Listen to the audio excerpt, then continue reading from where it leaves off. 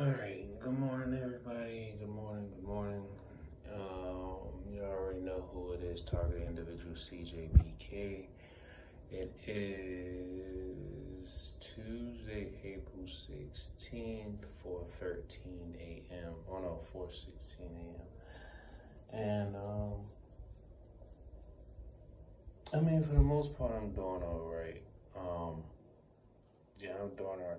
Yesterday it was a lot more they weren't as heavily focused on what am I trying to say? They weren't as heavily focused on psyops yesterday. They I think they did try me this morning. Well, not this morning, but yesterday morning when I was on my way to work. Because they know I basically have a schedule, and they know that they know so many different things about me and my personality type and everything. So they know I'm non-confrontational. They know that I don't necessarily want to really engage in with anyone unless I have to. They know I pick and choose when I want to devote my energy to something or not, but they also know I'm always constantly observing my surroundings.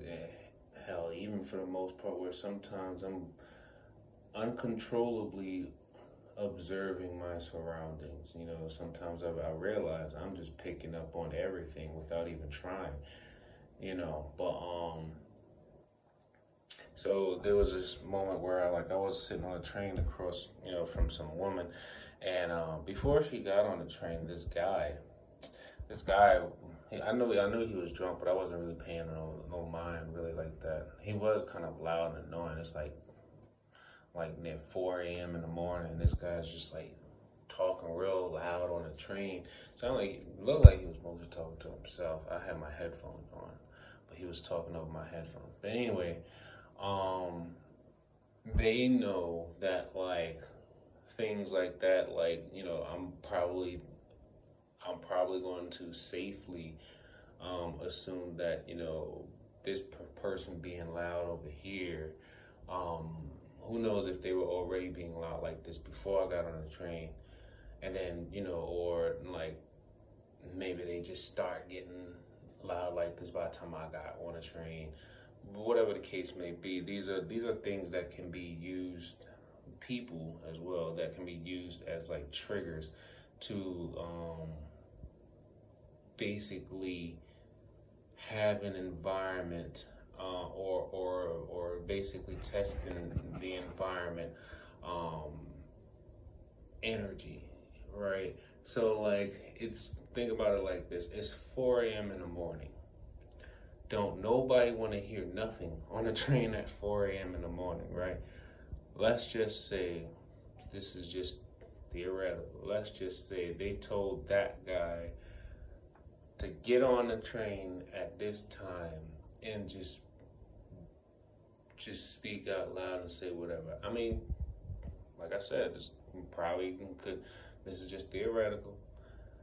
But him and his noise could also be triggers for several other people, causing several other people's frequencies to lower into anger or whatever because of his action.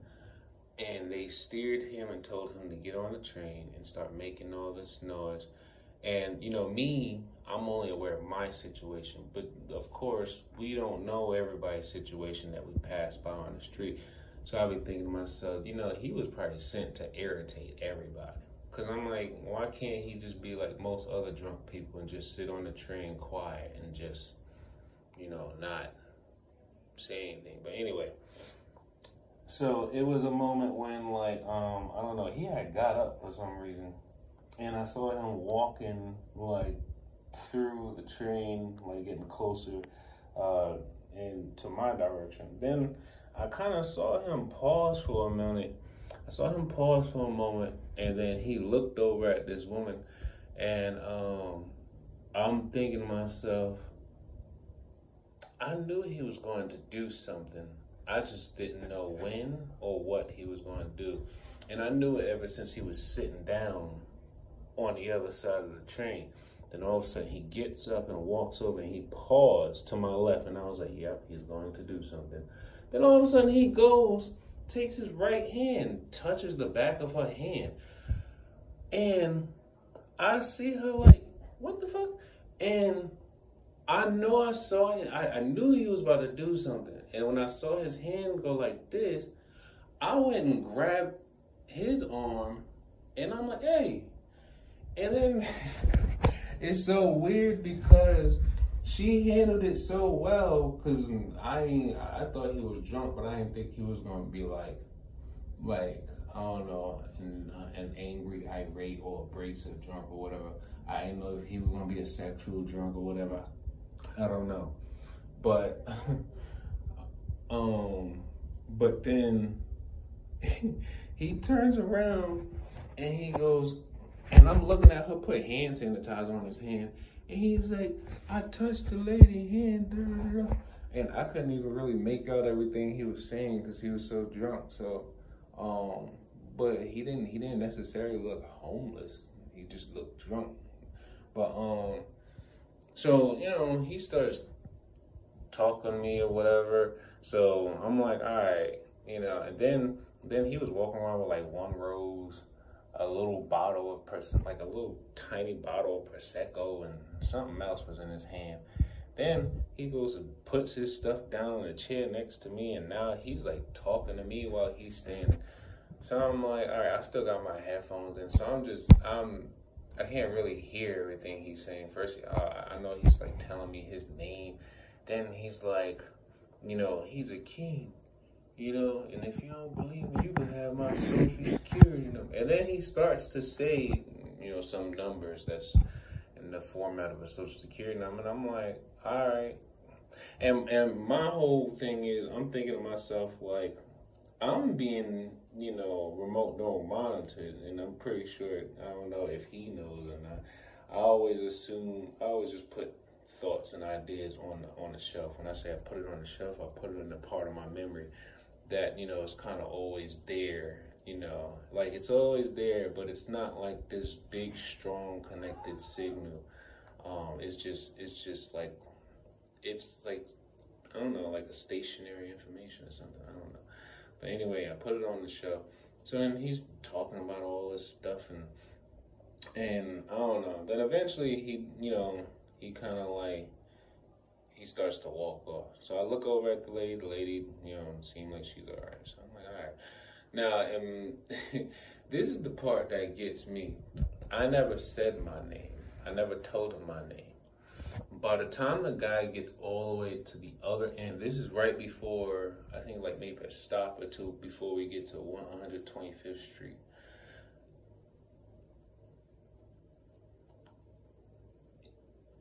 I could have swore I heard him say, that man Chris solid as a rock. And I'm like, I thought I heard him say that, and I'm like, no way he said that. And then I'm like, nah, I'm probably bugging. Because I'm thinking to myself, that could have been something to try me, like, just to see if I would like where's my anger level at? Where's my aggression level at? Like, if at any situation or point in, somebody needs help, will Chris be the one to step in, or will he just mind his business or whatever? And, will he get too emotionally invested? Will he go in with like anger or whatever and try to see if he can do this and do that? So when I thought I heard him say, that man Chris solid as a rock, and then like a few seconds later, I thought I heard something about secret society or whatever. But then at the same time, you gotta remember, you got V2K, so a lot of times they probably could have took like a copy of his voice, created like a deep fake audio, and then transmit it So then when the wave basically hits the auditory cortex or hits the skull or whatever, that percussion, that sound make it seem like it came from over there, but it was actually just the sound wave um, bouncing in the skull, making it seem like he said it. But in actuality, they basically just took a deep fake voice clone of him and then had his voice say something, which makes me think that I heard him say something. That's one aspect. But aside from that, I mean, for most of the day, I was all right. I was tired. Um, they stopped letting us work doubles at work. Because now I only allow them to schedule me for 4 days, because I prefer to work 4 days. And I have everything I need. I make everything that I need with the life that I have. With the 4 days, if I need anything extra, I just try to work an extra day. But they've been trying to watch everybody's hours lately. But I'm still making it do what it do. I have really been thinking a lot more on something else for me to do, something that probably wouldn't take so much energy from me, because the job is physical, especially when you have walk-ups to deliver to, and they expect you to deliver to their door, even though it's not required unless they specifically say deliver to door. But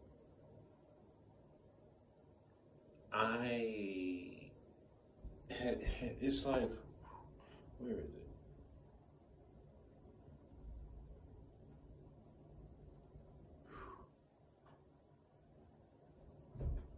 Yeah. So this signal here, my girl, she didn't work yesterday, so she texted me and told me right, this was the other thing I was supposed to talk about. So she texted me and told me that she took a shower with Borax, because we found this video that basically goes into many, many details about the multiple uses of Borax and its natural components. It's literally salt. It's basically salt. And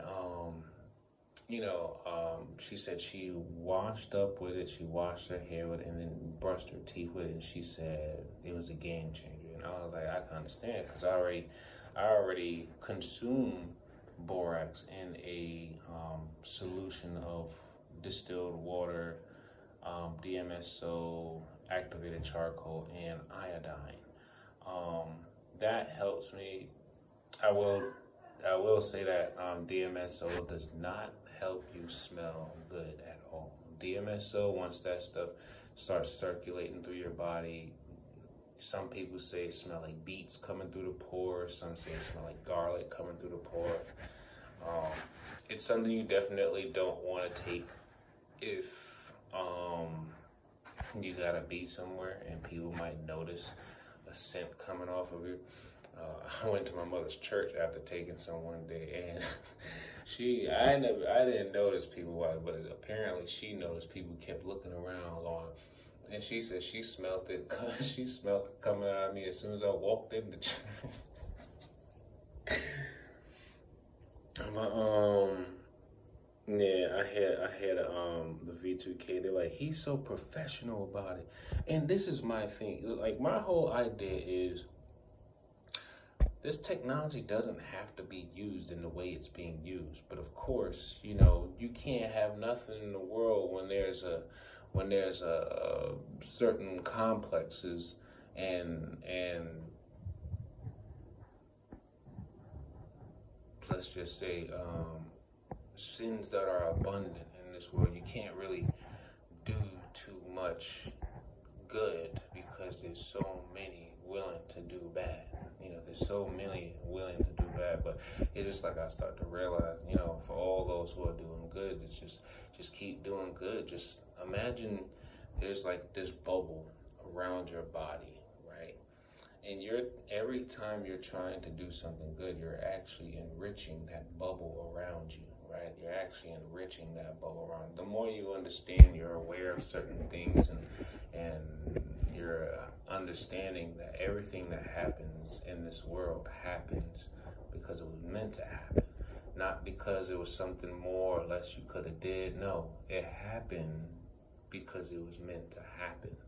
You know, everything that happens because it was meant to happen. You know, so it's like, once you understand that concept, you also have to understand that you cannot protect everyone.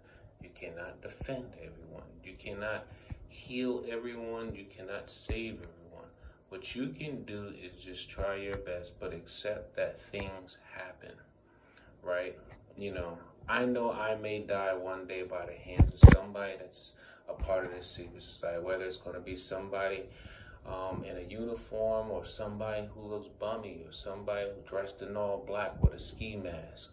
You know, I already know these things, and people are going to say, oh, you're trying to manifest these things into your life. You're speaking negatively over your life. No, I have 4 people, or rather 4 AI chatbot voice clones that are 24 hours a day transmitting nothing but negative, detrimental statements into my auditory cortex 24 hours a day.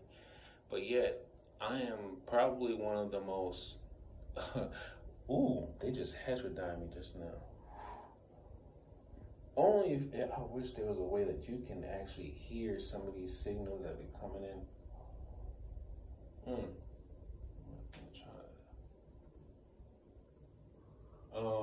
It feels like it's coming from the phone.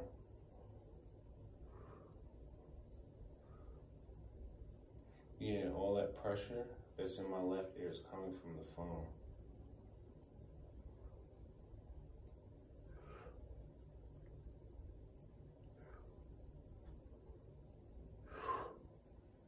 Right, okay, so here's what's happened, well, what just happened, right? So every now and then, there's this weird, and it's not tinnitus, it's something completely different. It's literally like they just downloaded something into my brain. First thing you do, you would never hear it in both ears, it would just be one ear.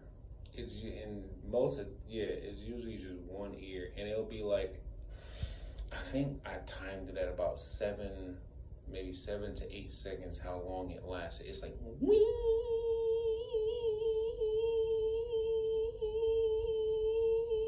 and then it dies down after a few seconds. You don't feel any pain. You just feel like the pressure of you feel like something's hitting your eardrum, and you feel like the pressure of something hitting your eardrum, and then you hear the high pitched tone. Now, the reason why I took my hand and I clenched in front of my ear is because I know it's a signal. It's an actual wave. It's a wave that has a mass to it, and I can feel the physical vibration of the wave going into my left ear.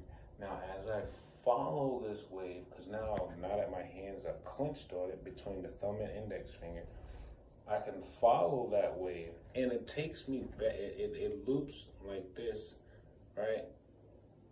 But then once I get about here, it feels like there's a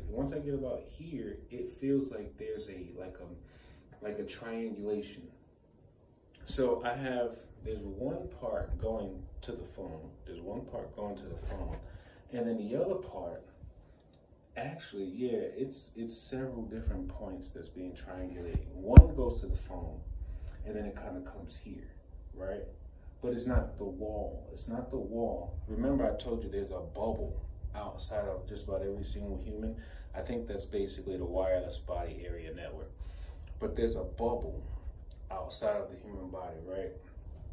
So, like, if I was to fully extend my arm, wherever the meeting or the connecting points are for what I'm about to explain, it's like somewhere out here, right? But it's still like a part of like my whole body. But anyway, so there's one connection being made from the phone and then to that part of that like whatever that outer edge is of the bubble. And then there's one that's kind of like coming from my back. It's either like my back or my ribs or something, but it's like I can't even like really point or find the exact spot, but it's like somewhere almost like right, just like right beneath the rib cage, or maybe closer to the spine. Hold on.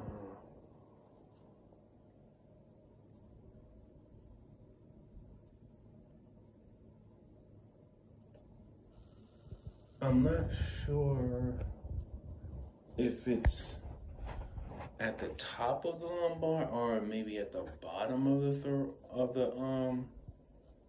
is it thoracic or I forgot what the T stand for. But yeah, it's like there's a it almost feels like having like a small little lightning bolt coming out of my back.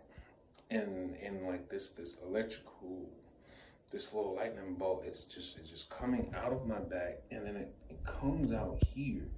But then the foam in that, it connects out here, but then it all trails up and then connects to this beam up here. Now remember I told you everyone has this beam. Everyone has this. Like where exactly? There.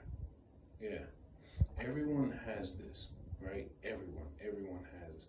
And it comes down at like a 45-degree angle or something close to it. It comes down like this. But it's all the way out here. It's like all the way out. It's like on the outer edge of the bubble. Whatever this bubble is, it's on the outer edge of it.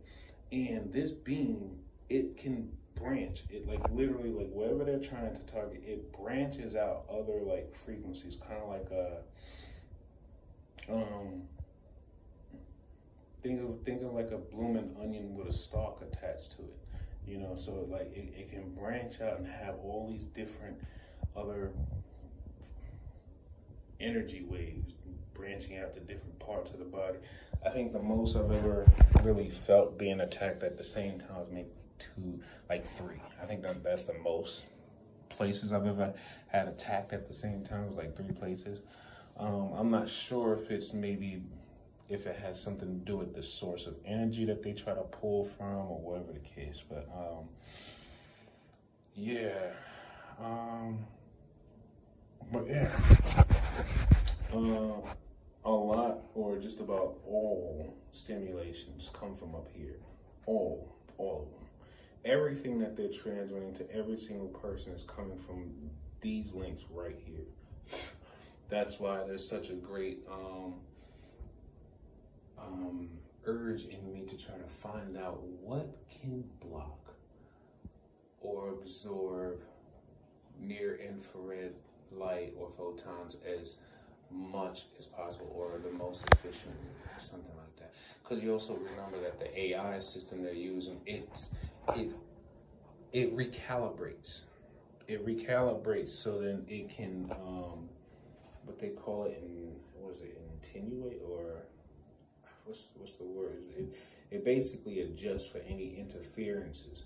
So like they've been talking about how with 6G and all this, it's going to be low latency. It's not going to have any interruptions and stuff. Yeah, they've been had it out for a while. They've just been using it on humans for a while too.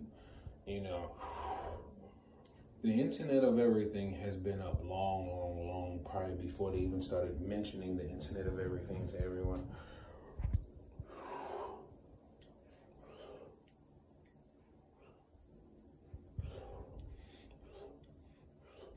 So this, what I'm doing, as I'm holding the frequency and I rotate it, I can feel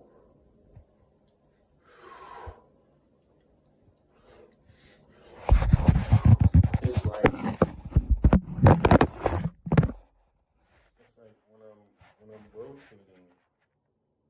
rotating it, I could feel.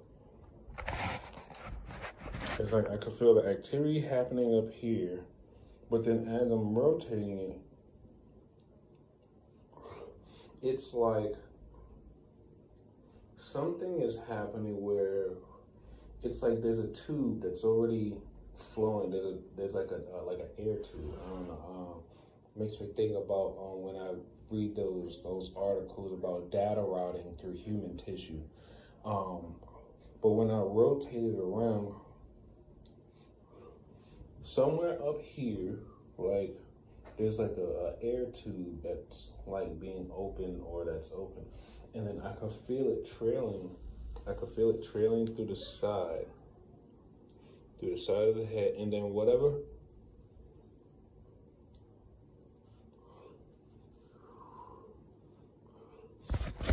is back here, whatever this is, I'm not sure exactly what's all right here, but that tube, it comes down just under the ear or maybe behind the jaw, right about here. And then when I open my mouth, especially right here, I feel like this is where it comes out. But it's not coming out this way, it's coming out through the mouth. It's like whatever this is opening right here. Whatever's coming in through the top, it's funneling, and then it comes out through the mouth. Whatever this is, but on the inside of the throat or inside of the mouth, it's coming out this way. They just did it again, but it was a lot less. Like I heard it less, and the pressure was less. So they definitely are transmitting things right now. I have my data on too. I have my data on and my cellular network on. Oh, and plus my girlfriend's phone is there. So yeah, there's all kinds of signals probably being aimed at me right now. But anyway, right. So back to what I was saying about the shower, right? So she said she, washed and did all these things with the borax. I said, all right. I couldn't sleep at all. I didn't even take a shower when I came in from work. I just ate and kind of like tried to watch a movie, but then I fell asleep. Then I wake up and it's like 3-something in the morning. Like, oh wow, I slept a long time now that I think about it. Cause I think when I went to sleep, it had to be somewhere around like 5 or something like that. Then all of a sudden, then when I wake up, like a couple hours ago, it was about like 3-something. So it's kind of almost like I just got up for work. But yeah. So when I woke up, I was tossing and turning because I just couldn't. It was like my skin felt weird, and it was like my brain activity, like the brain waves. Every time I tried to, like, what sleep feels like. When you're about to fall asleep, your brain, like, you can feel like your brain almost synchronizing with the sleep pattern, and then you feel yourself slowly go to sleep. Now, what they're doing is basically, because I'm being remote neural monitored, they see that sleep wave. I forgot what wave is responsible for sleep. I think is that alpha waves or beta. I forgot. But that's that wave. They see that sleep wave coming, right? And then they probably send a signal that'll basically basically jolt it, and then next thing you know, I'm up. And it's like I still feel sleepy, but every time I try to tune back into that sleep wave, they send another signal to throw it off. So anyway, I got up, I heard her in the shower, so I come to get in the shower, and got the borax in like a little shaker bottle like this, and I just started putting it on my rag, and I just started scrubbing the surface of my skin with it. And remember, this is basically salt, so salt from dried up lakes, and so I'm scrubbing my body with it and whatnot, and I'm like, hey, yeah, this does feel okay. So maybe I should just include this in my everyday instead of just waiting to take a bath in it. Even though the baths felt really, really nice though. But then I did something where I put a considerable amount of borax in my palm, and then I just I wet it a little bit, and then I just rubbed it on the spot where that signal comes in at. I rubbed it on a spot where that signal comes in at, and I kid you not. Oh, I will say this. Yes, when I washed up with the borax and I scrubbed all over the body, the surface of my skin, and even maybe to some depth of tissues, I feel a bit more relieved. I feel relieved. But what I want to point out though is when I put the borax on that spot where I know the main signal comes in at, right? Prefrontal cortex. Remember that. This is very important. Everything you need to know is going through the prefrontal cortex. The signal that they're using is going through the prefrontal cortex. I cannot say it I can't stress it any more than that. Everything that you need to know, near infrared, prefrontal cortex, and ultrasound, or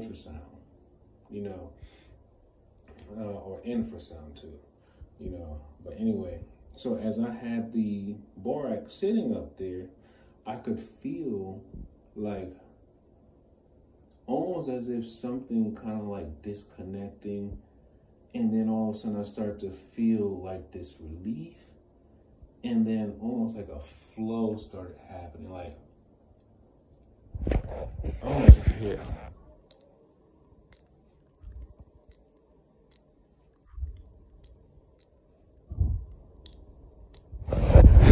This all I'm doing is this.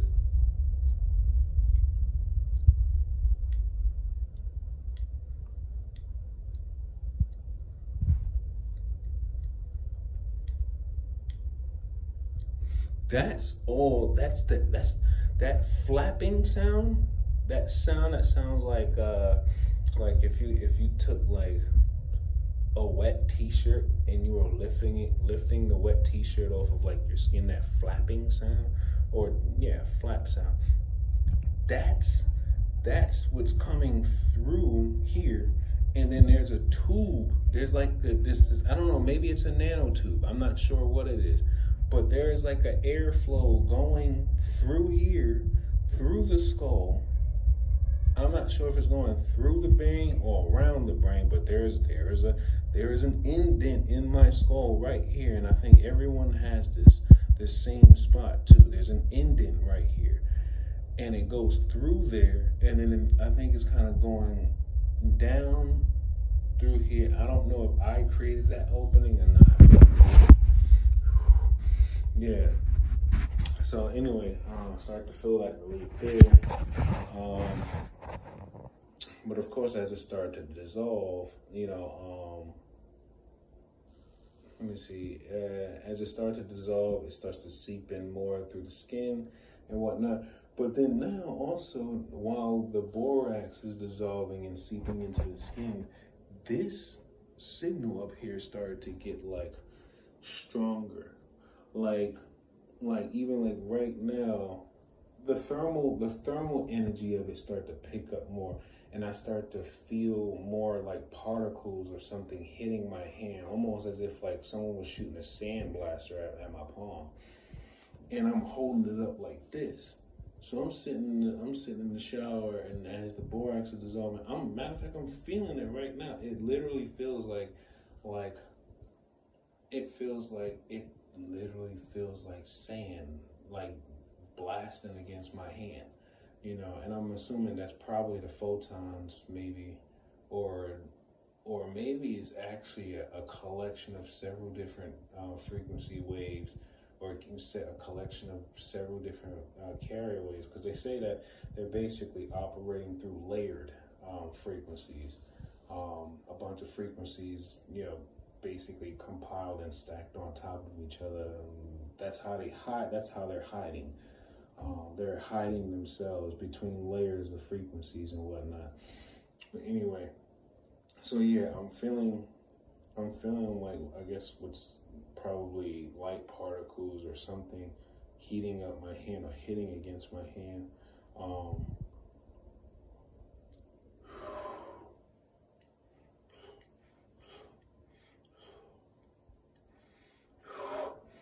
Whoa, that was a lot of relief just now. No, thank you. But anyway, I'm working on something. I decided that I'm gonna cut my hair too. And yeah, I ran out of space, so I had to delete some stuff. But yeah, right now I'm feeling okay. I mean, I feel the directed radiant energy coming from the phone. It's like simmering. It's very tempered right now because they control the intensity of how much radiation can go into your body. So right now they got it on like a simmer. Like it's like I'm not boiling hot right now. It's like it's there. It's simmering. It's like it's one of those things where they like you're always connected, but they control when you feel pain or not. You know, you're always connected, but they can control whether you're being healed by it or whether you're being, harmed by it. And that's everybody. That's everybody, right? I guess maybe. Oh, she must have turned the light off. But all right, I guess that's a sign. Oh, her phone must have died. Oh yeah, her phone died. Yeah, her phone died. Okay. Yeah. All right. Well, if anything, well, I was done anyway. So, all right. Yeah, I'm trying to. All right. Yeah, I'm trying to. We can get my passport because, like I told you guys, I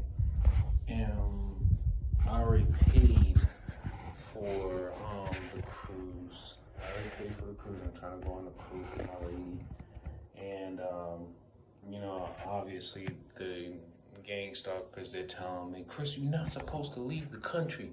He don't realize, and I'm like, I haven't committed any felonies. I should not be on a do not fly list. I shouldn't, I should not have any problems. I pay my taxes. I don't have any warrants. I should be fine, right?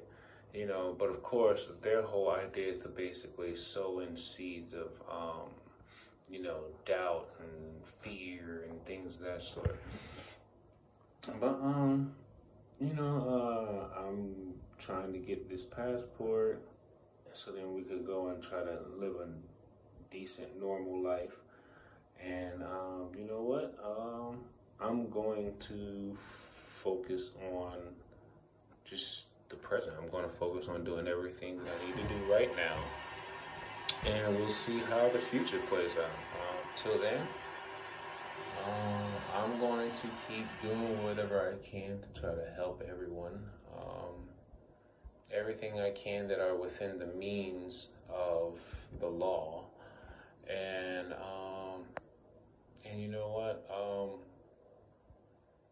They say that a lot of people lost respect for me, right? And I already know they're watching in the virtual world, the VR world, or whatever their dimension is being called, metaverse, whatever. They're watching through there. But I'm also telling people in this world, and on this video, I'm telling them myself that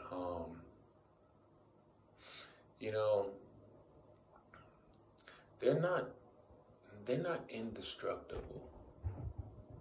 They're not indestructible. They're just really, really clever. And they're holding information from people, which allows them to be as clever as they are. Because think about it. If you possess the same information that they did, it would be a much even playing field. But of course, if you can keep this knowledge to yourself and use this ultimate knowledge against someone else. It's like, yeah, of course, you know, human experience shows that humans can't ever be trusted with too much power, you know. But hey, even the Anunnaki or fallen angels couldn't have been trusted with all the power they had. Anyway,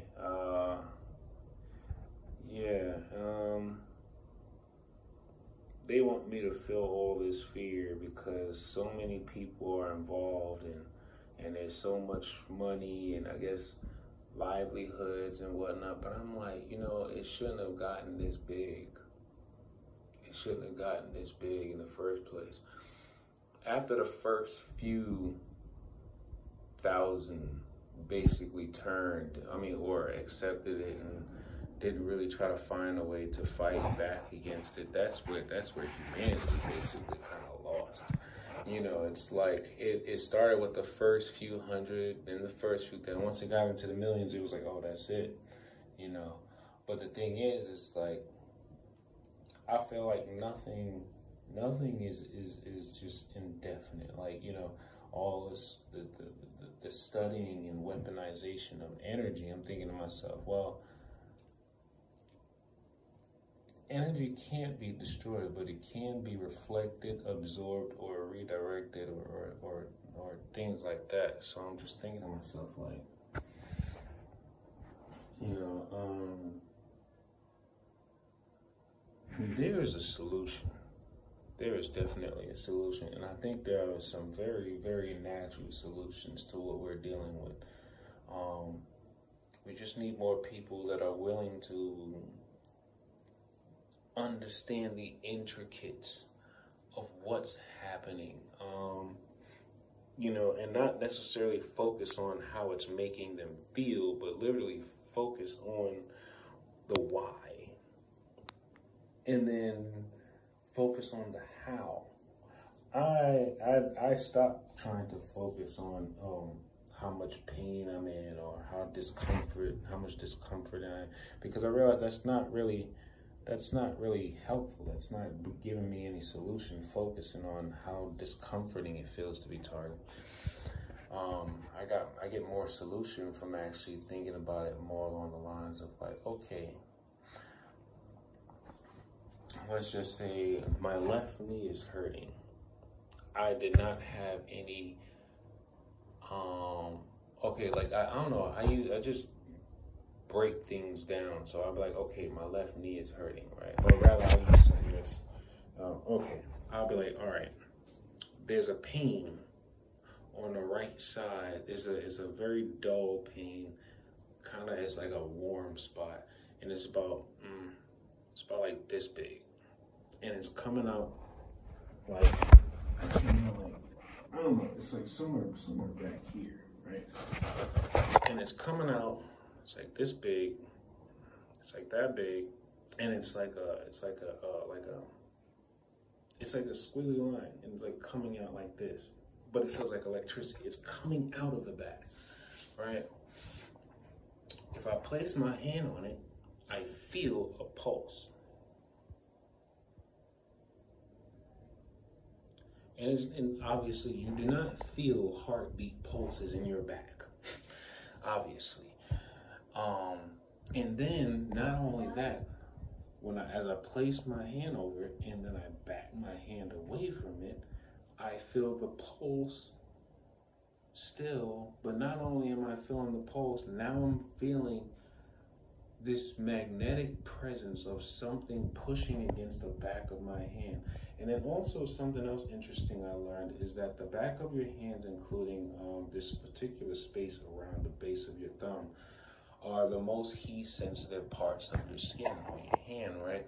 So not only as I'm pulling away from my back, I feel the pulse, but I also feel the frequency going into my fingers right here, right? But it has a thermal and a magnetic feel to it. And it's not only just going here, but I can tell it goes out a little bit further. But there's kind of like a point where it stops. So like I told you, if I extend my hands all the way out, there's a bubble all around the body. But then I also realize once it stops out here, it feels like there's something else connected to it, but coming from a different angle.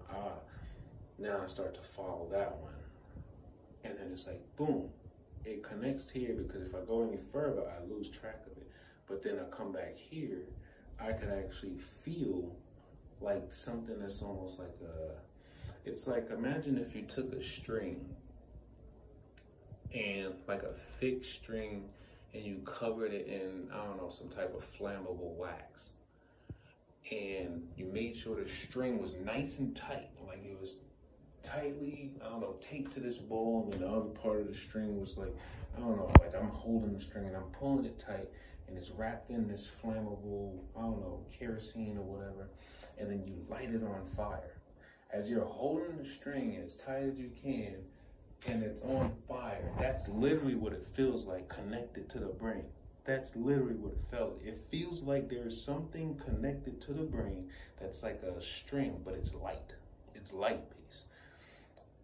And every time I always think to look up, I'm like, no, it's not. I don't think it's going to be something you're probably ever going to be able to see with a naked eye. At least not from the ground. I keep thinking about how they're saying, well, there's like a satellite network system that basically is encapsulating the entire globe. Like the Earth is basically encapsulated in this data sphere, right? And not only is it encapsulated in this data sphere, but they are flooding the atmosphere. And well, just about anytime they're spraying these medium particulates in the air, it floats down. So I can already imagine whatever's about to happen, whatever we're experiencing out here, there's probably so much happening in the core of the Earth. There's probably so much happening. But hey, we shall see. Yeah, I break it down like that. That's how I'm trying to. Oh, your phone died. Anyway, take life one breath, one thought, one step, one day at a time.